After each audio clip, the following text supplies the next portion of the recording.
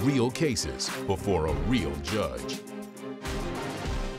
And now, enter the courtroom of Judge Mathis. Plaintiff Lisa Davis says her daughter was friends with the defendant, but she dislikes the defendant's lifestyle because she drinks, smokes marijuana, and hangs out with gangbangers. Lisa says the defendant allows her young children to drink beer and her tattoo clients to smoke crack in her home, and she's suing her today for a loan. Defendant Elisa Lopez says she was close to Lisa, and she was like a second mom to her. But she insists the only people who smoke crack around her home are her neighbors in the apartment complex. Elisa insists the money from Lisa was a gift. All right, tell me what happened. Your Honor, I have a really big heart, and the defendant used to be a really good friend of my daughter's, and she took advantage of me. Why isn't she friends with your daughter anymore? She is not friends with my daughter anymore because my daughter does not like the way she has decided to continue to live her life and does not want to be part of it. Oh, okay. Go ahead. And she has continued to smoke a lot of weed, drink a lot. That's not true. Mm-hmm. And she has also continued to hang around with known gang members. Just a lot of stuff going on that I know that she was having a hard time in the past. I know that she changed her ways. Why you become a gang-banging, weed-smoking drunk? If that's true, that's what she says about you. It's not true. Okay. But, I mean, I can understand that maybe some of the people that I affiliate with, and it is not on a friendship basis, I do tattoos. I do not smoke weed. I am not an alcoholic. Yes, you do smoke weed, but now you're lying. A gangbanger, most definitely. Go ahead, I'm just kidding with you.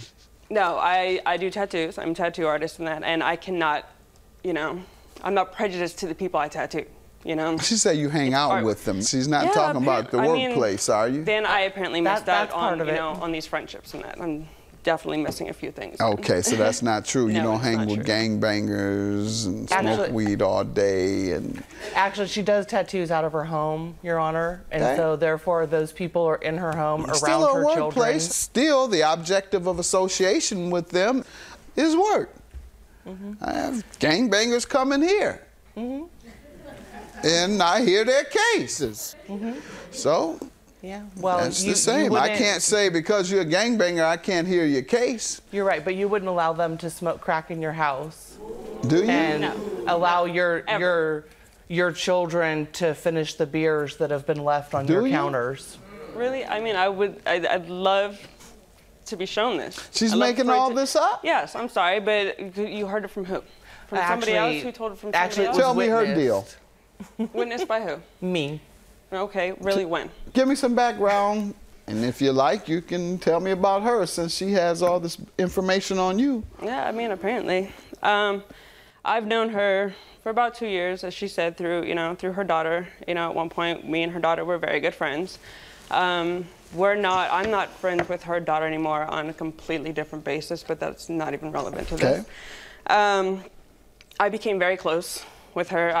I opened up to Lisa on a lot of things. Was able to relate to her actually a lot better than it was to my mom and whatnot. You know, she became like a second mom to me, you know, but the crack smoking and this and that, yeah, I'm really not sure. I mean, I can understand where she, I'm not sure where she's getting these. I mean, the neighbors and that, you know, the apartment complex that we live in, I mean, yes, there are some people there within the apartment complex, you know, that do smoke crack and this and that. She would know that because she's friends with them. I know that because I've seen, I'm not stupid.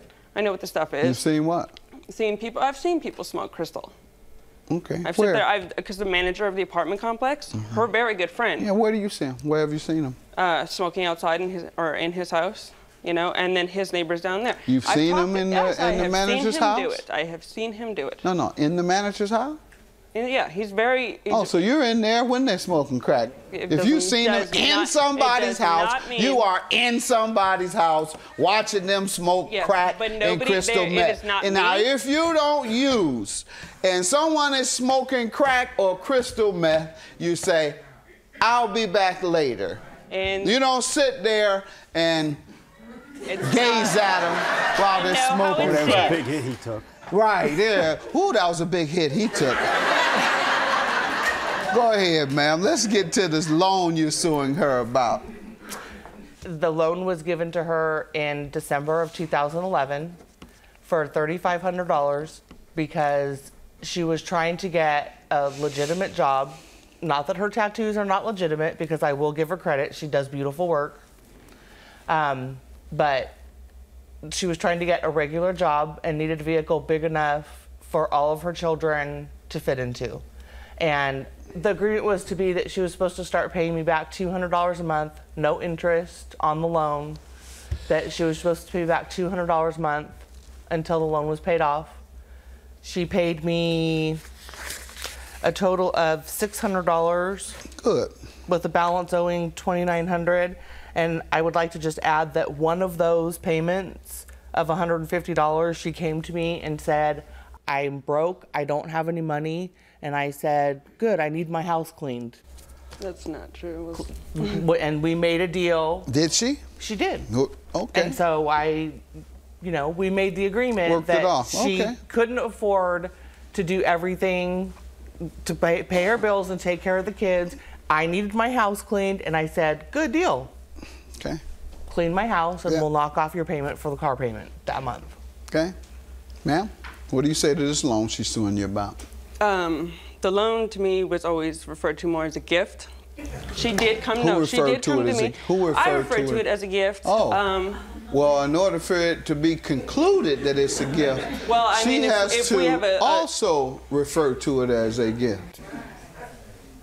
Your Honor, she had come to me back in about November because she was coming into a settlement over about $100,000.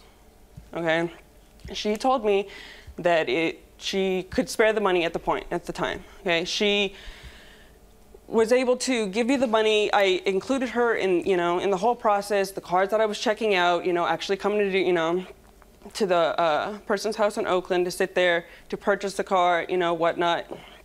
Lisa has always, like she said, she does have a big heart.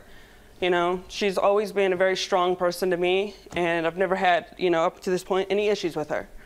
Okay, she had told me, you're working very hard at this point, and I see that you and your kids, you need a car, so let's go ahead and let's do this. I told her, I believe in working, mind what's been said today. I work for what I get. No one ever questioned that. He just questioned the crowd you hung with and the things she alleged about you. That's all. Now, if you don't use and someone is smoking crack or crystal meth, you say, I'll be back later. And you don't sit there and gaze at them while they're smoking crack. That was a big hit he took. Right, yeah. Ooh, that was a big hit he took. Defendant Elisa Lopez is being sued by her former friend's mother, who claims Elisa allows her young children to drink beer. Do you have any evidence that this was a loan? I do.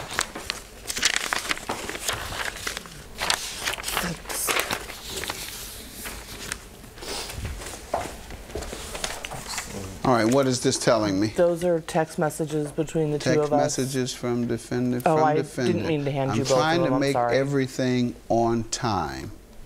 From defendant. I'm not sure. I'm kind of tight on money right now.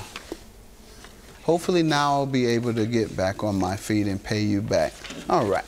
Text messages indicate you acknowledge it was a loan. $2,900 for the plaintiff, and that's my judgment. Have a good day. Thank you. You sit there and say my kids drank beer and done all this stuff, and then I'm a crackhead, this and that. I got into that apartment because of you guys. Those are your friends, your longtime friends that are smoking crack, and you called me the crackhead. I just want to leave it all behind us, regardless. Pay attention to the people that you're hanging around with.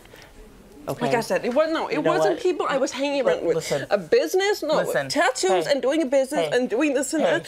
This was never meant to hurt you, okay? This is meant. This is meant to maybe, hopefully, make you pay attention to your choices and to the people that you're hanging around with.